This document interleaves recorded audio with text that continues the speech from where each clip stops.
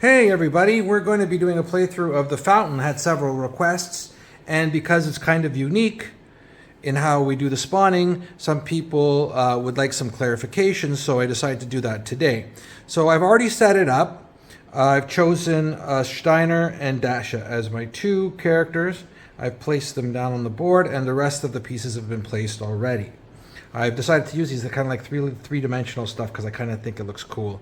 So when I play the game, I kind of like adding those things to it. If you have it, I think it's cool. A couple of notes: I'm going to be using kind of the optional movement rule, which we've put into Project Riza as the rule to move zombies. Instead of moving a zombie based on its roll position, simply move the closest zombie first. So when you're activating zombies, activate the ones closest to a hero first. Of course, if there's a tie, you get to choose which one goes first. The other rule, optional rule that we've created for Stalingrad, but we've put into Riza, Project Riza, is the scratch roll. So the scratch roll means that if you roll a 1, you can either get a scratch token, or if you have a scratch token, remove a scratch token. And when you remove the scratch token, you can re-roll that die.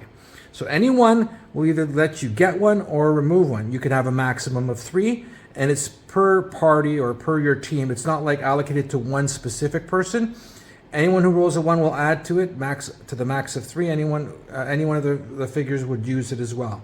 So those are your scratch rolls. I'm going to give myself 1 scratch roll. They also have their preferred weapons, and they have their preferred weapon skills. That's how they're starting, because we're about 6 scenarios in. So without further ado, let's get started. I'm going to start by rolling initiative. I use the white ones for the humans and the black ones for the zombies. So 3 and 4, but -4, so because zombies get -4 to their roll unless they have a leader. So I'm going to let them go first regardless. So we'll see. The closest one is this zombie here. He moves here. And we'll move this one, and then this one, and then this one. As you can see, sometimes it doesn't matter which one you move first. So if it doesn't matter, it doesn't matter. You know? A little note, just for special rules on how this works. So the thing is that you don't spawn normally. They spawn out of the fountain. So firstly, the one special rule regarding the fountain is that for the purposes of the zombies in the fountain, they're not considered the closest zombies, so you do not have to attack them. So Dasha could attack this zombie even though this one's closer. But since it's in the fountain, it doesn't count.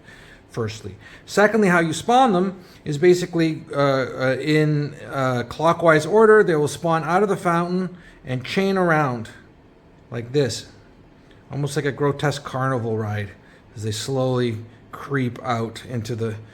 So that was the concept, is that it would be kind of really creepy, and they just start like kind of,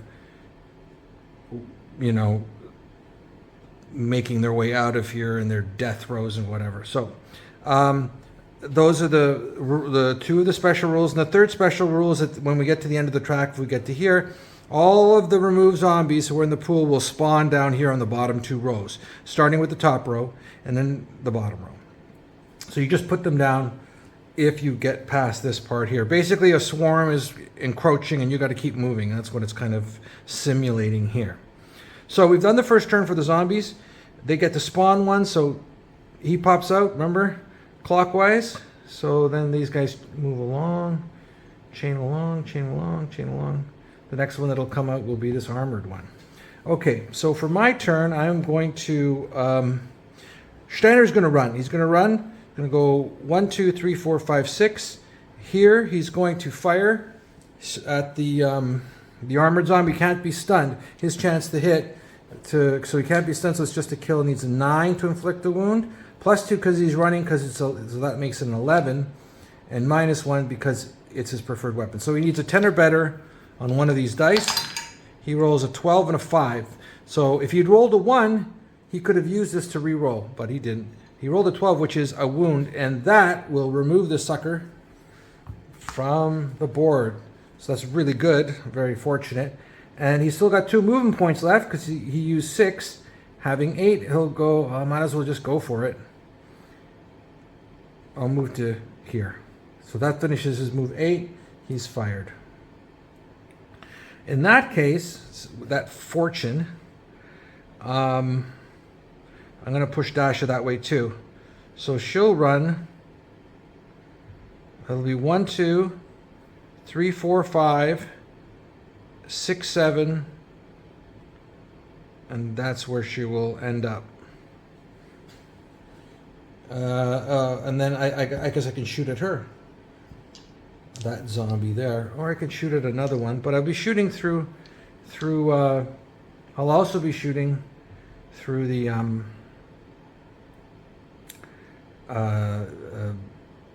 terrain here. So her chance to hit is a 5, 2 for running is a 7, and 2 for the train is a 9. So she needs a 9 or a 12 to inflict a kill. Well, no, I'm not going to bother. There's no use, and I might run out of ammo on a bad roll. So she's run, and she's covering 4. And now it's the next turn. We move it along. Roll these dice. So I'm pushing it right over here.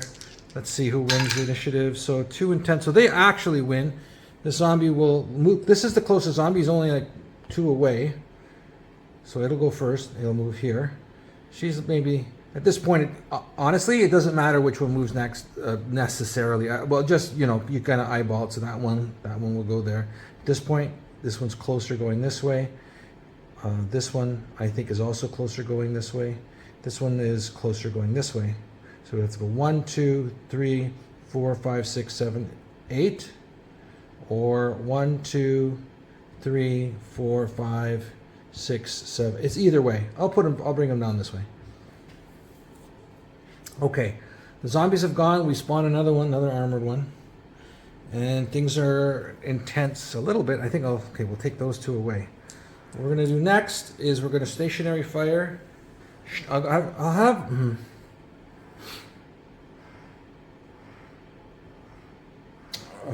think I'll stationary fire with her first at the beta through this. So she's stationary firing, so she gets -2 to the. She needs a 5-8, -2 for stationary, so she needs a 3-6, +2, so she needs a 5-8, and then she has her preferred weapon. So she needs a 4-7, and she gets one shot, rate of fire of 1. She rolls an 11. Great. Takes out the zombie. Now, if you're playing in the campaign mode, you might be recording your kills so you can add experience to yourself. So she's done, but she was stationary. She's fired. I'm pretty sure I do not want this to. If it pops here, it's going to create a. I'm going to just fire at that. I'm going to fire stationary fire. I'm facing the right direction, and I'm going to try to kill that kugelfish. If it pops, then at least I can run through it to escape. And if it doesn't, but if it gets any closer and pops, it's going to really block me up, and that will be difficult. So I'm not going to spread fire. I could technically, no, this guy's out of my front arc, so I couldn't even fire to him. Okay, so just firing both shots at him. My chance stationary is going to be 6-9, -2 for being stationary.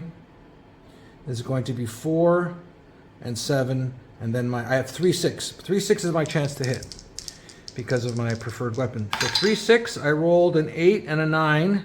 So both kills, so it doesn't pop. They're clean kills, and I remove him from the board. So I'm doing pretty well, but I'm kind of stuck there, stationary.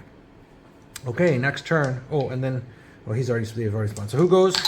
We're in the third.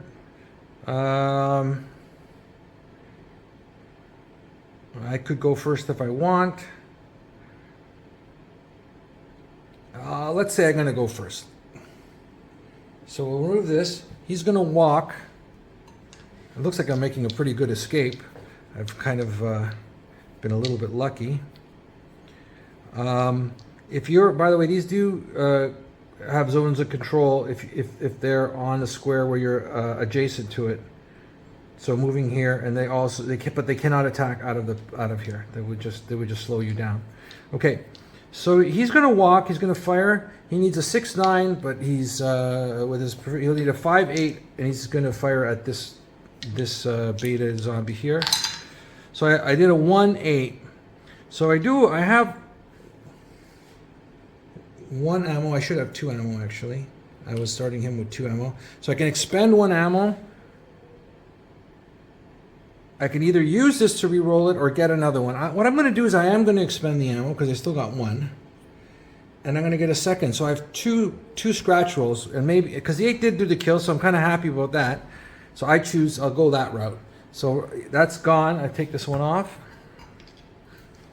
and he's walking. So I'll walk him 1, 2,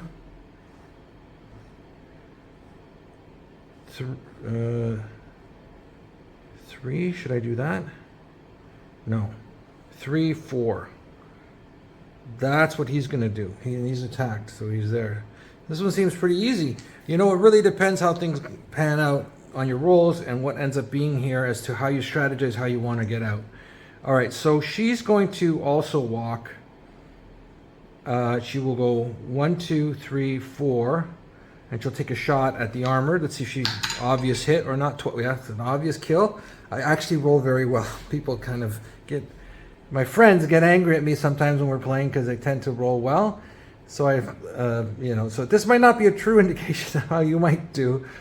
She's succeeded at taking him out, but she's also finished her turn. We decided to go first, so now the zombies will go.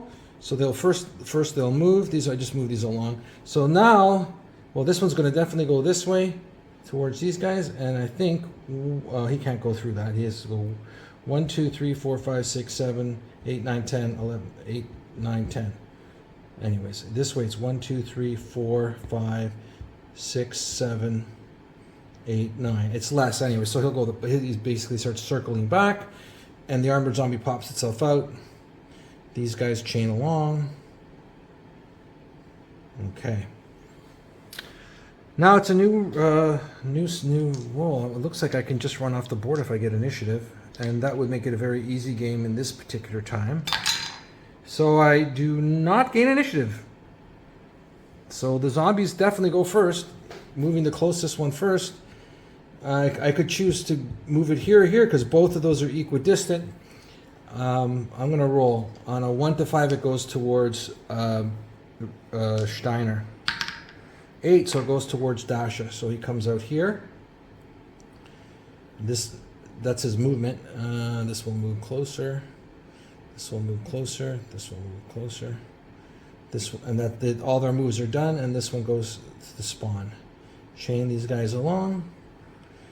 And that's it for the zombies, and it's my turn. Well,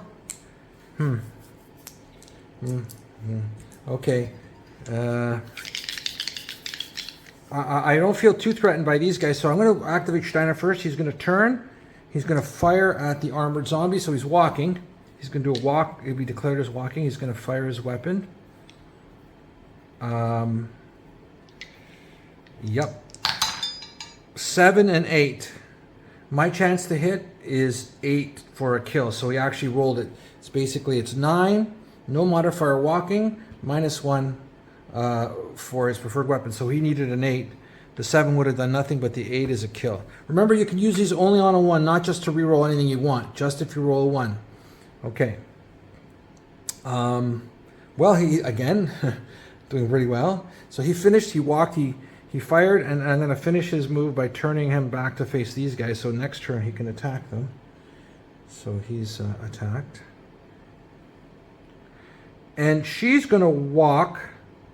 She's going to go 1, 2, 3, 4. Because I don't want her to leave the board. She might be able to, but I kind of want to make them leave together. So she's going to go 1, 2, 3, 4. And she's going to take a shot at this guy here. Into the... which will mean that she gets +2 to her roll. So let's just see if she gets an obvious hit. 12. Sorry. So she kills him. Okay, so doing pretty well. I think this might look like a little bit easier scenario. It really depends on how things go for you. Yeah. So it's a new next turn. Let's roll the dice. 11. They get to go first. I don't get that choice. I'm not rolling as well there. So movement wise, of course, these guys will move closer. This will move closer. This one, then that's it. They finished their move. There's actually no spawn this time, so they just stay there. My turn. I'm going to remove these. Okay. So sure. I'm going to. I got time now, so I'll just want to make sure, and also you kind of want to rack up some experience. He'll stationary fire, but he'll spread his fire, which means that. He has to add a +1 to the his chance to kill. So he has a 6-9. Because he's spread firing, he has a 7-10. -1, he has a 6-9 again, and he's stationary, which is -2. He's got a 4-7. So he needs a 4 and a 7, but he rolls one die at a time. So I'm going to roll that die first. As he's spread firing it, he can, if he kills this zombie, he can then attack this one. If he doesn't kill it, he can choose to spread fire to here, but then he'll be firing through another thing, get more modifier. So, you know, it's up to you, though. So, I'll make the roll for this one. Again, I need a 4 or a 7 to effect the kill. So, I rolled a 4, so I stunned it. So, we can put a stun marker down. Now I can, like I said, I could choose to spread it, but now I'll take my second die. He's stunned, so it's another -3. So, I just basically need a 1 to stun, which does nothing once it's done, or a 4 to kill. So let's see what the second die does. 5. So that's enough. Because he was already stunned, that modifier made it easier for me to kill him. And he's gone. But he's fired. And then, well, she'll also, she'll walk.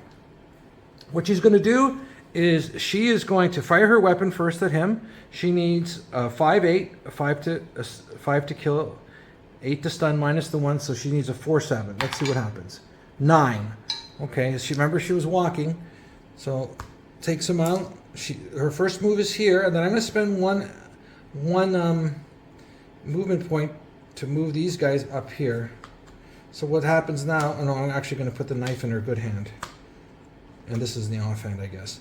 So so she went 1, 2, 3, and now I'll just turn 4. I decided to switch weapons. I guess it didn't really matter too much because I might have decided to use her to stab something if they were bogged down. Next turn, I didn't leave the board yet, and she is fired, so I should have the... Oh, here it is here. All right. Initiative 6 and 2. -4, it's equal, so we reroll.